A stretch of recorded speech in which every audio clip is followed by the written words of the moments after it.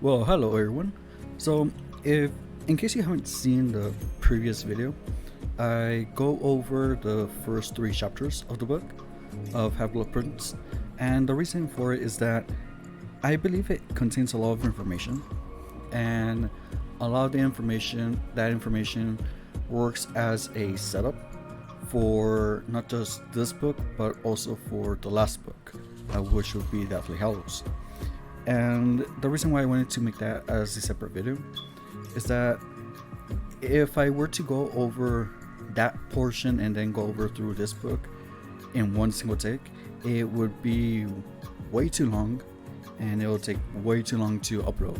So I'm going to try to keep this short, but again, if you haven't seen that video, I would strongly recommend you see it.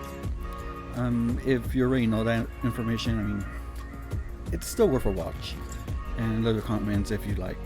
But where we left off, or where I left off, was chapter 4, Professor Slughorn. And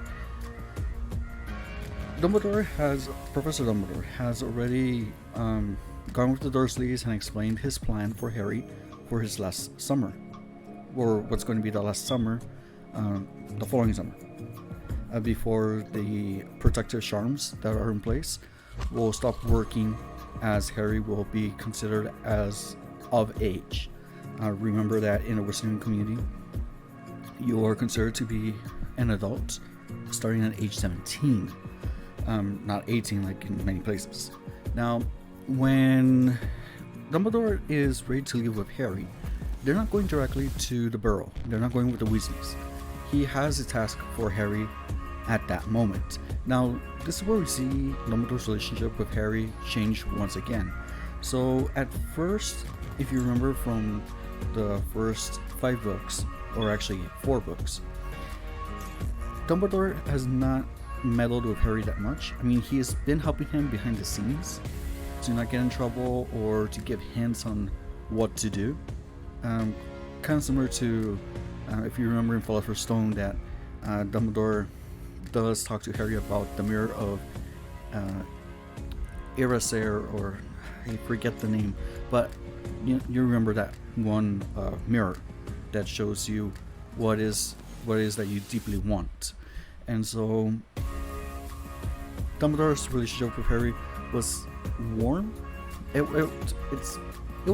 was more than with the average student, but they weren't as on one-to-one terms, you could say, on first name basis, or however you would want to call that.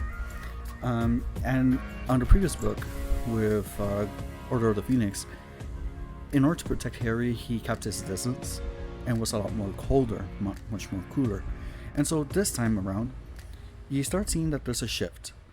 Dumbledore is now more in charge of Harry's education, but not education in the sense of academia, but in the sense of there's a task, there's a mission that he wants Harry to do with regards to Voldemort, and he's now taking charge. It's not like when he assigned Professor Snape to teach Harry occlumency. Now, this time, he is the one who's going to be teaching Harry everything that he needs to know in order to be successful in his fight against Voldemort. Now, when they're going with Professor Slughorn, Harry doesn't really understand why he's being brought along, but they do arrive to his home, which apparently seems like it was recently attacked. I mean, the doors on his hinges, inside is a mess.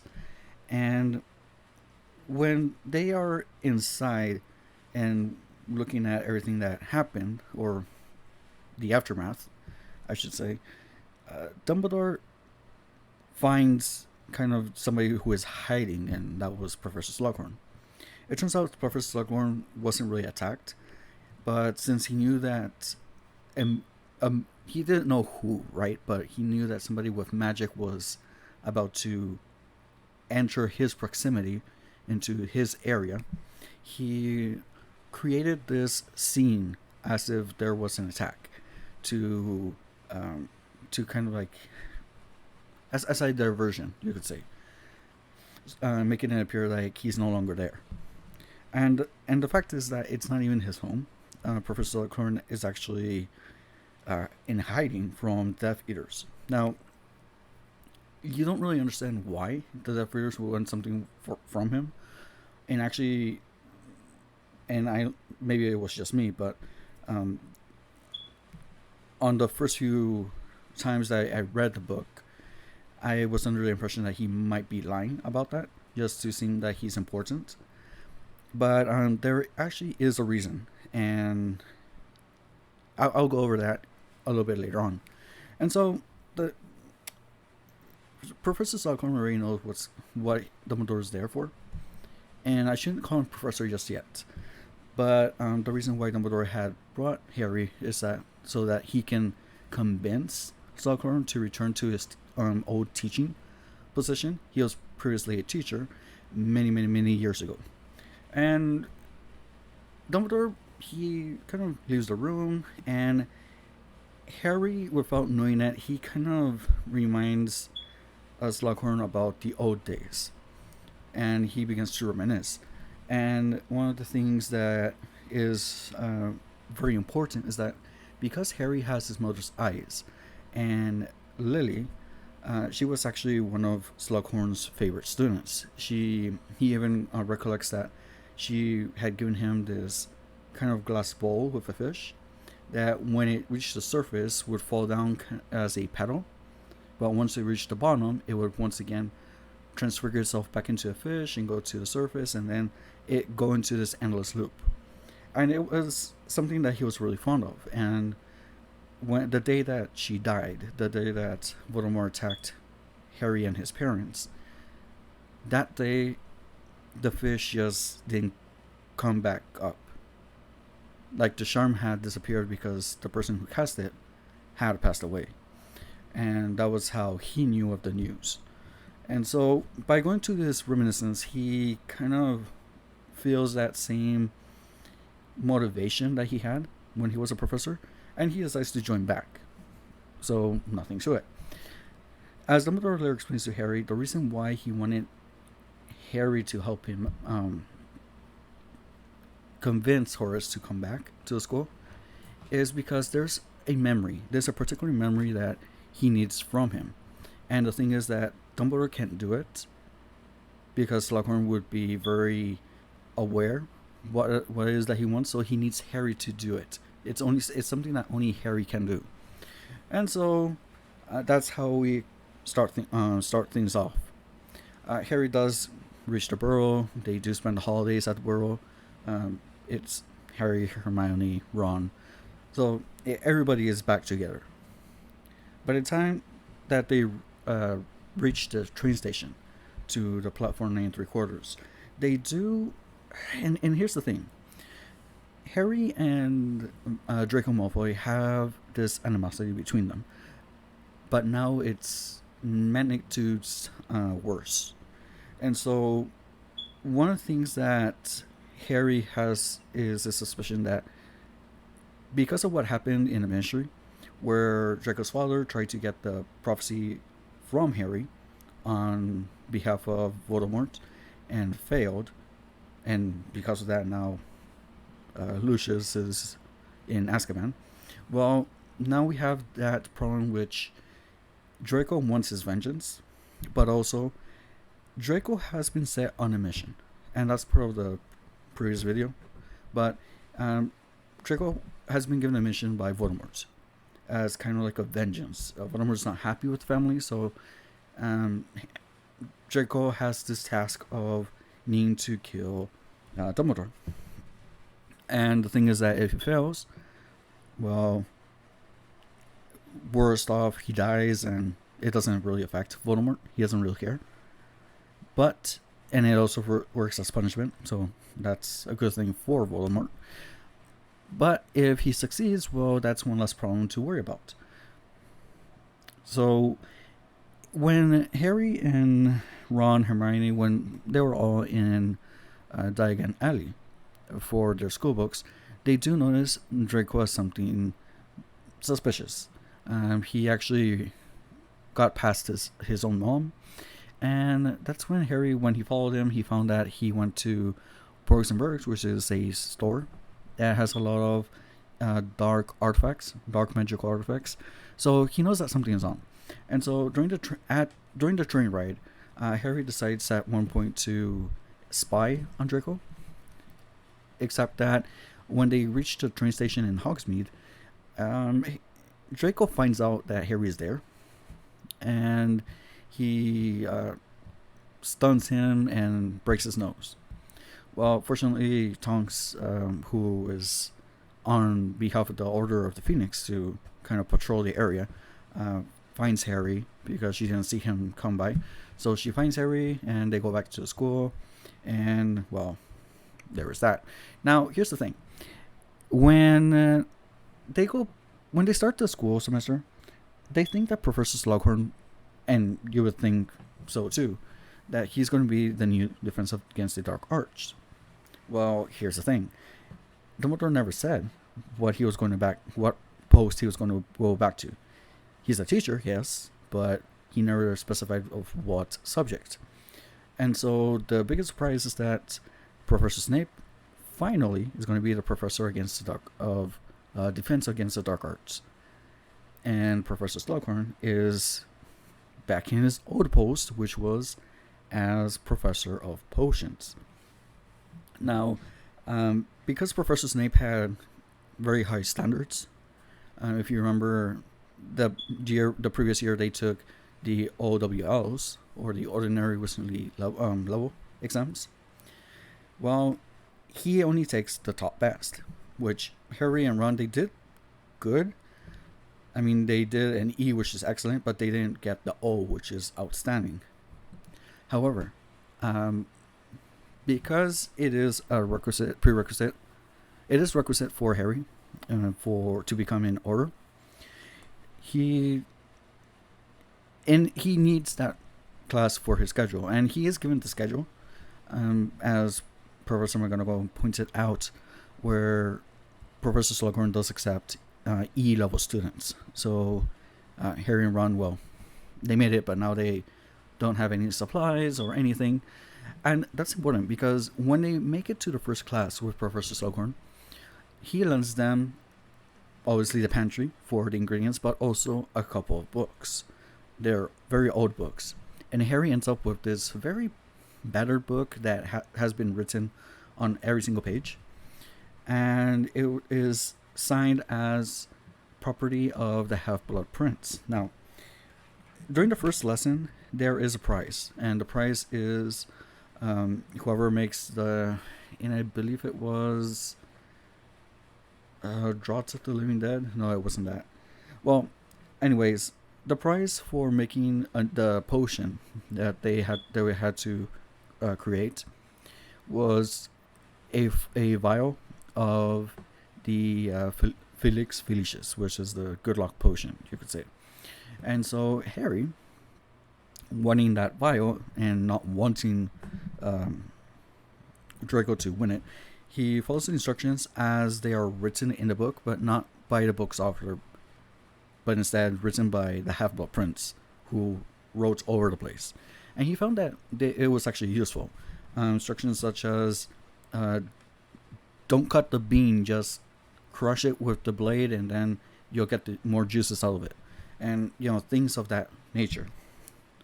Or on every 4 or whatever amount of clockwise steering, do 1 counterclockwise steering. That sort of thing. And he did great. I mean, it was exactly what he had to do. And he also won the vial. Now, just as kind of like a side note, there is some interesting play because now, if you remember, Ron and Hermione, they are prefects, right? So they have their own tasks and they have things to do. But also Harry, because he was made into Gryffindor's Quidditch team captain, he's now the captain of the team. Well, he also has new responsibilities, such as training and such. But on his first class with Professor Snape, obviously he gets detention, and so you can see that the animosity between them is still there. Now, before I get too too far off topic. Um, During the school, Harry does he does get private lessons with Professor Dumbledore, and the reason is that Professor Dumbledore wants to teach him the things that he needs to know regarding Voldemort. And so, rather than going, you know, one part and the other and the other, I'm just going to give you the whole story as he sees it. But keep in mind, he does get this whole picture on throughout the course of the entire book. So we start off with the town of Legohegoten, and in this town on the outskirts, there is a little broken down cottage, but there's still people living in there, and it's by the Gaunts. Now, this story, keep in mind, these stories are comprised of memories of different people. In the first memory, which is by a prior ministry official, kind of like a social worker, he goes and visits the Gaunts who live in this cottage. And what he finds is that the older Gaunt, he is very vile, but there's something dark about him. The older son, he is, you could say, a little bit savage. He has a wand in one hand and he has a blade on the other.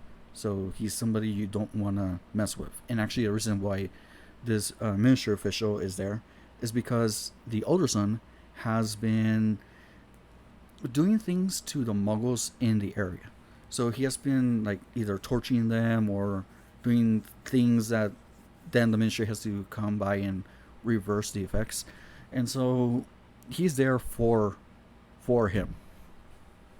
But we also find that there is a second child, a woman. Now, she doesn't seem to have magic at all. The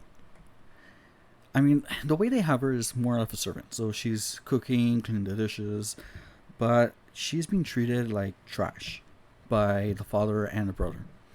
Even the father at one point says, she can't even do magic. If you want, take her and, take her off our shoulders, which is pretty bad if you think about it. And so after this event, the daughter, she does get a glimpse of one of the sons of the top family in the area. And she's infatuated with him. I won't say in love, but she is very much infatuated. And so what ends up happening is that when the brother and the father, when they're both taken away, she ends up alone. And as it turns out, she can do magic. It was just that under the pressure of both the father and the brother, her magic was suppressed. And so what she ended up doing was concocting a potion, kind of like a love potion, you could say, so that this gentleman would fall in love with her. And they marry, they have a son. However, she didn't want to keep the secret that she was a witch. She didn't want to keep that secret any longer. She also didn't want to keep him under a spell, because she wanted him to be in love with her for real. Well, once he's out of the spell, he reacts. He is angry. He feels, he feels that he's being wronged on so many levels, and he also leaves her. He leaves her and her son, not wanting anything to do with them. Now, because she's all alone, the father dies. I think the father dies in prison, and the brother, she's still in prison at that time when she has the baby. She goes to an orphanage and leaves the baby before she dies. The baby, she says that his name is Tom Marvolo Riddle. And as you might have guessed, that is Voldemort. Now, when he grows up, he does exhibit quite the potential. I mean, he's able at a very early age, without any assistance of anybody, to have a certain degree of control. So he can talk to snakes. He can make things happen to hurt other people at his will. There's even a beach that they are taken. The orphans are taken every year, and he had a way of taking orphans with him, other kids with him, down into this cave that was on in a cliff, and do things to them which left them scarred. I'm not sure. It doesn't really specify what he does exactly. Like, the memory doesn't really go into detail, but also when Dumbledore, who was the one who told Tom when he was a boy still that he was a wizard. He doesn't really inquire because nobody really knows what happened in the cave. Anyway, getting off topic, but when it's the time for Tom to go to school, again, Dumbledore was the one who arrived and told Tom that he's a wizard. He also leaves it really clear: we do not tolerate thieving or misusing your magic at school. If you do, you will be expelled. Now, what strikes as important at this point is that when Dumbledore offers his help to get the school supplies and everything, he refuses. He says that he can do it on his own.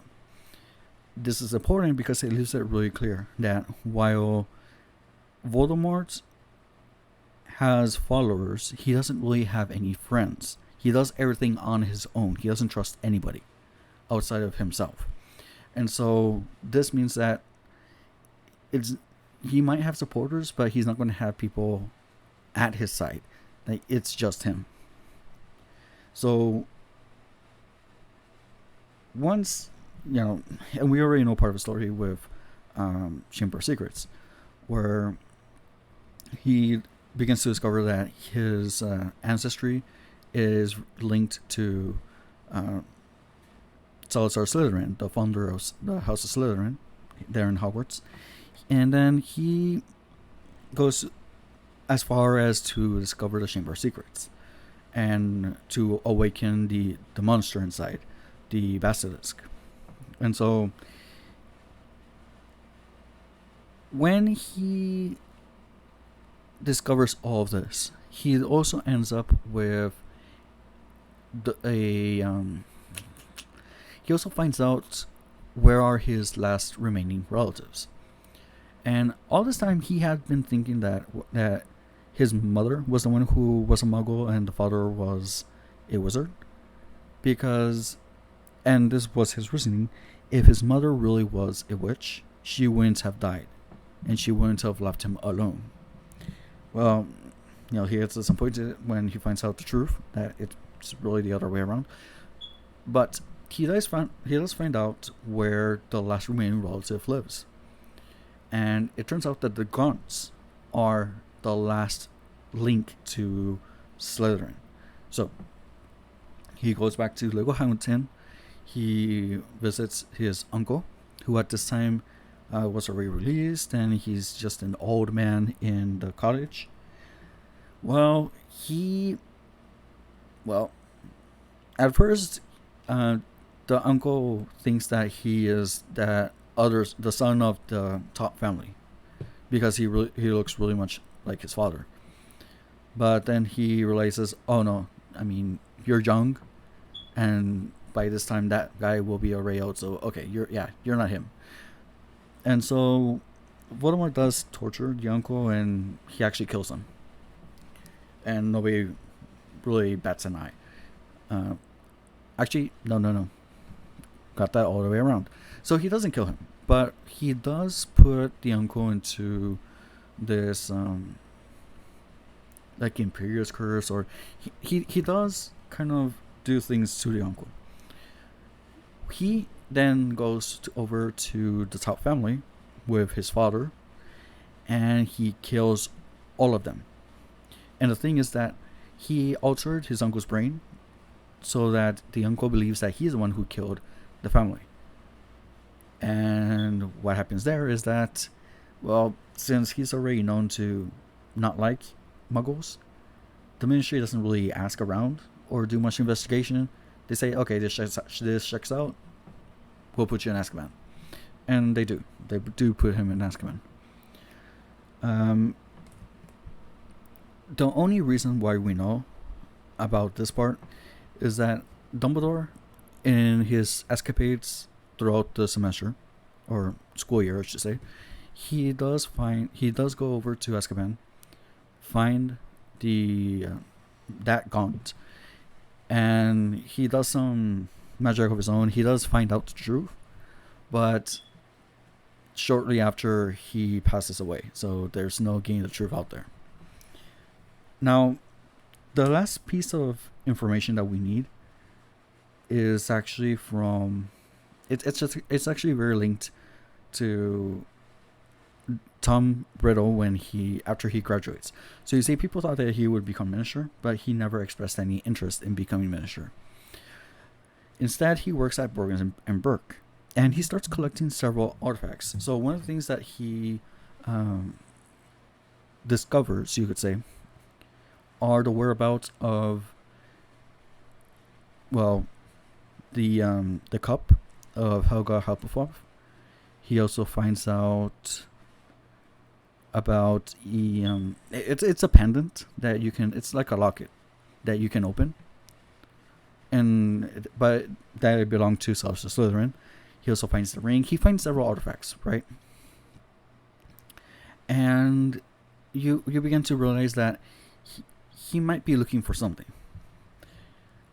And I know that I'm saying "and" a lot, but what ends up happening is linked to this last piece of memory that Slughorn is holding on to, which is during the days that Tom was still in Hogwarts, and he was a prefect, and he was part of this kind of elite group of students that was mentored by Professor Slughorn. And Professor Slughorn has a habit of doing this. Even in this book, he tries to have Harry and Ginny, Hermione. He tries to have people again to form networks, like a type of networking. So the memory is that, and it causes a lot of embarrassment to him. In one of the meetings that they had, Tom was the last one to leave, and he starts asking about something called Horcruxes. What a Horcrux is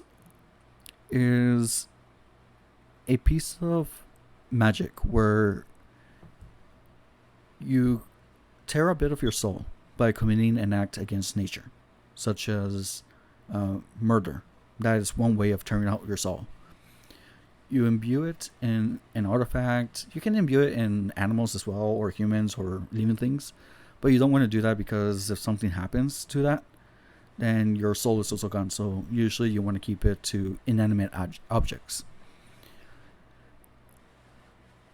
The purpose of doing this is that if something were to happen to you, then your piece of soul is still out there somewhere. So you're not completely dead.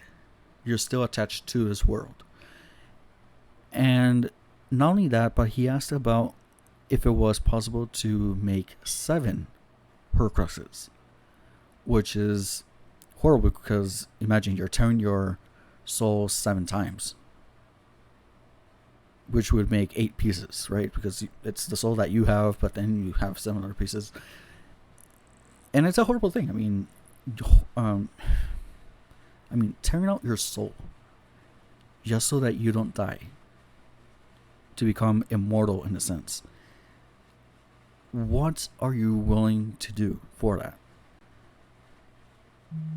I mean, it's nothing comparable, right? But what do people do today for fame?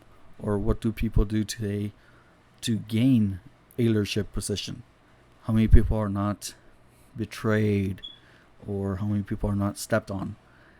And you see that at all levels, like even in schools, or even in jobs. For example, if you want a raise, a promotion, it is not uncommon to see co-workers bad mouthing other co-workers or trying to sabotage their work so that they can say, see, they're less efficient than I am, that sort of thing.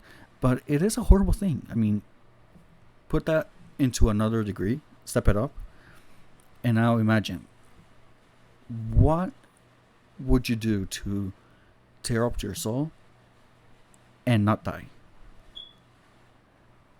I don't know if it really conveys how well, how not only dangerous, but it's just it's just it's perturbing to think about. So at that point, he does turn Tom away,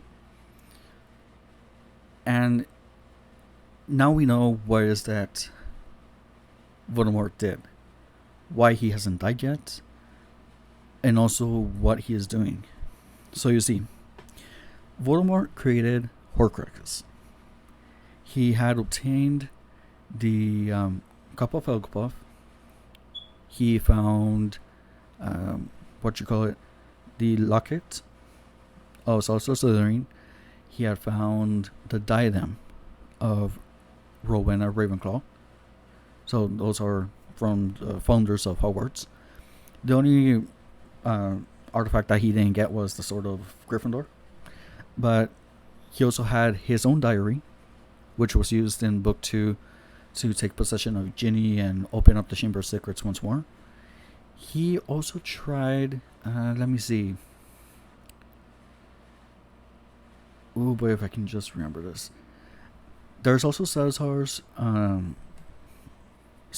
ring, which I didn't mention it, but at the beginning of the book, Dumbledore has a black hand, and on it there's a ring with a black stone on it, and that's Salazar's ring. And the reason why it's like that is because Dumbledore had to destroy it, and as the after effect or the aftermath, it kind of also destroyed his hand.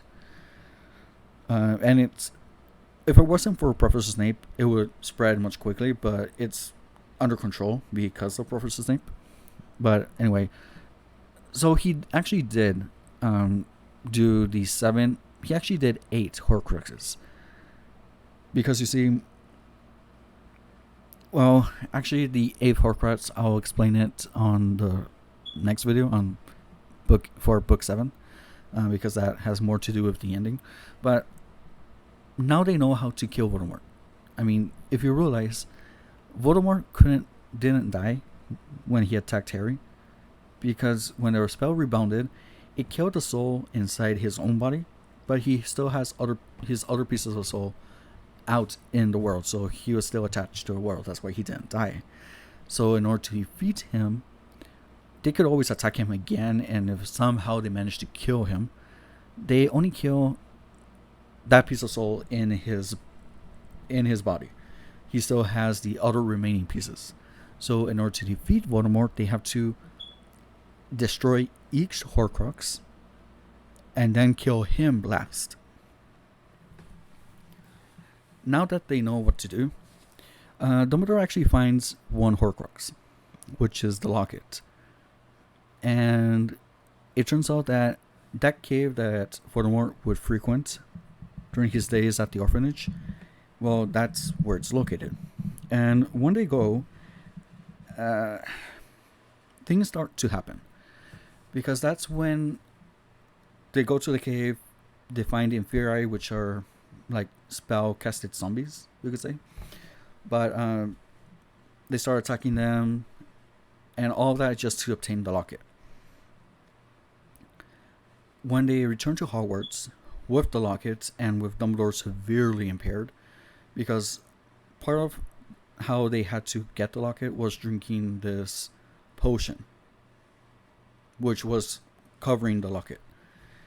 And this potion causes you to, and this is kind of like a guess, but it causes you to relive your worst memories.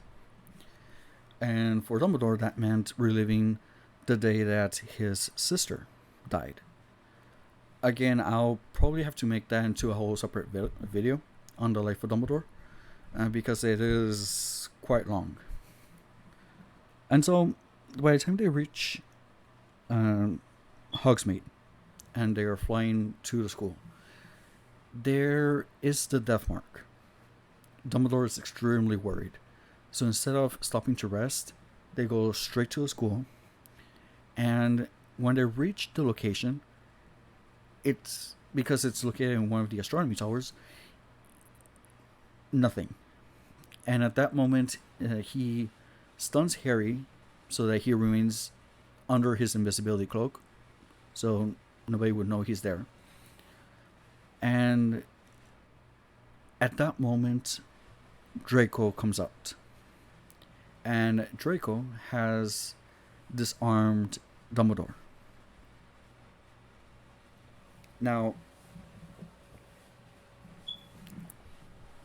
what happens next is he is trying to kill for time. Both Dumbledore and Draco are trying to, because they know what has to happen, and they're trying to make the moment last as much as possible because they don't want the thing to happen. Dumbledore's at Draco's mercy, and Draco does reveal how he managed to get Death Eaters inside the school. You see, when Draco had gone to Burgess and Burke, he looked at this one artifact. It was a cabinet, a vanishing cabinet, and he found the other pair inside Hogwarts. Now, where was it located? It was actually located inside the Room of Requirement. If you remember, the Room of Requirement can transform itself into whatever the person needs at that moment. And it turns out that in one of those transformations, the other cabinet was located. The thing is, this cabinet was broken, so he had to mend the connection between both cabinets. He is able to fix it, which is how he kind of circumvented the protections that Dumbledore had casted around the castle by having the Death Eaters go to Burgess and Burke's, go into the cabinet, and then they ended up inside Hogwarts. However, Harry had also left Ron, Hermione, Ginny. I mean, he left people there also keeping an eye. So they were able to kind of notify the Order of the Phoenix, and now they're in a fight. By this time, Professor Snape does reach them, and so Dumbledore tells Snape, he tells him,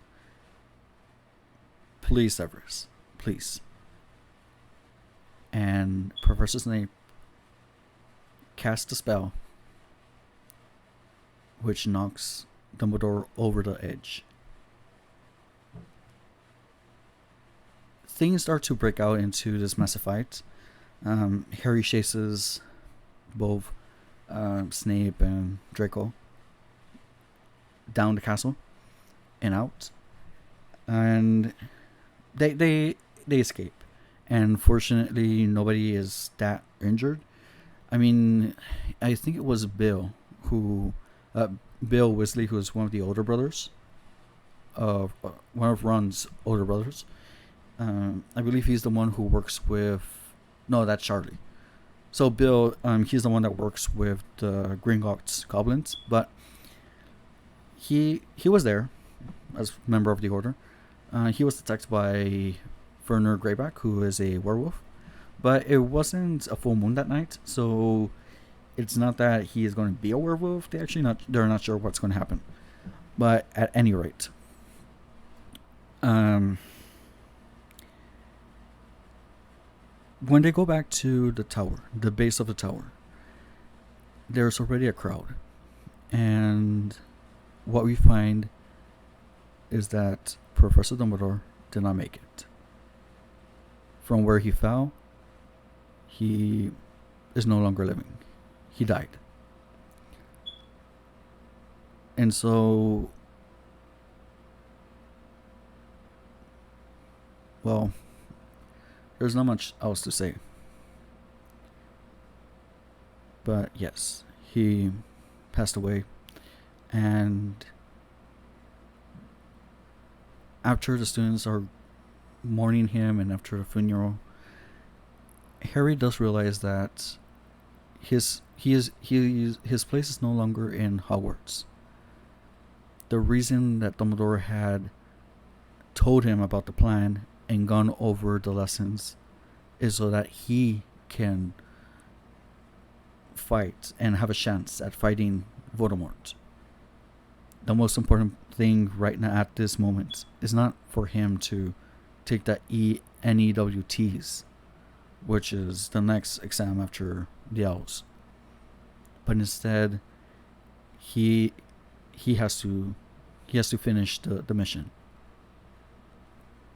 Ron and Hermione are obviously on his side, but now they have a mission to do. One thing I didn't really mention that much is that the new Minister of Magic, because of course, Fudge, Cornelius Fudge, who was the prior Prime Minister or Minister of Magic, he tried suppressing any news about Voldemort, and he tried to make Harry and Dumbledore sound like they're crazy. So after it was clear that Voldemort was indeed back, he was in a way impeached. So now we have an ex order take his place, and he's much more stern. And I do believe I did mention him in the previous video, but in essence, he has been trying to talk to Harry and get him to be on the Ministry side, at least in the public side, so that there's like more confidence in the Ministry. However, the Ministry hasn't been too kind to Harry, so he has always rejected. When they had the funeral, the new Minister, he tries one more time, and Harry asked, well, what about these people that you know that they're not Death Eaters, but you only have them as a type of show to kind of say, hey, we're doing something? He obviously was not too happy and even calls Harry Dumbledore's man through and through. But, there's that. When they leave, that is when things are beginning to be real. And so the only thing I can say is, well, Dumbledore, you will be sorely missed. Now, the thing about this book is that we start to know a little bit more about Voldemort. We start seeing that it's not that he's a complete monster, which he is, but at one point he was a child. And there's a lot of similarities between Voldemort and Harry. They're both orphans. They both were in homes where, there wasn't any magic and they were different. Even their motivations and their ingenuity, you could say, even that they share in common. The only difference is the choices that they made. Harry could have very easily become Voldemort. If he would have had that upbringing of he's the best and, he's very important, he doesn't have to earn anything, that sort of thing, no empathy for anybody else, he would have ended up doing the things that Voldemort has done. He would have ended up as bad, equally as bad. And part of what Dumbledore had been observing during the years in Hogwarts is making sure if Harry has a good heart. And Harry has shown that he has a good heart, because he does. And so this is where we start seeing that despite what we would think that oh, this is something that the order should be aware of, or oh, this is something that is not appropriate for a high school age, not even boy, because it's between a boy and a man, but this person who is in high school, they're not fit for this dangerous task.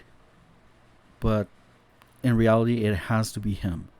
And it becomes much more clear why it has to be Harry in the next book. So I'll touch on that. This is one of my favorite books. I didn't really touch on the relationships between, Ginny and Harry, or, Professor Slughorn. I didn't really go into detail that much. I went to focus on the main story. But there is a lot to be said about how this book very neatly transitions between what it's like to be in school, the difference between being in school, and what it is outside of school, the real world. If you have graduated from high school or from college, university, you will find that sensation between, okay, you've had this routine of getting up at a certain time, doing your homework, going to your class, meeting with your classmates, that type of thing. But then once you have to work, once you're outside of school, it's a whole different routine. It's a whole different dynamic. And it's similar here, because now we see that transition between Harry, the schoolboy, and Harry, the chosen one, who has to defeat Voldemort, one of the darkest wizards.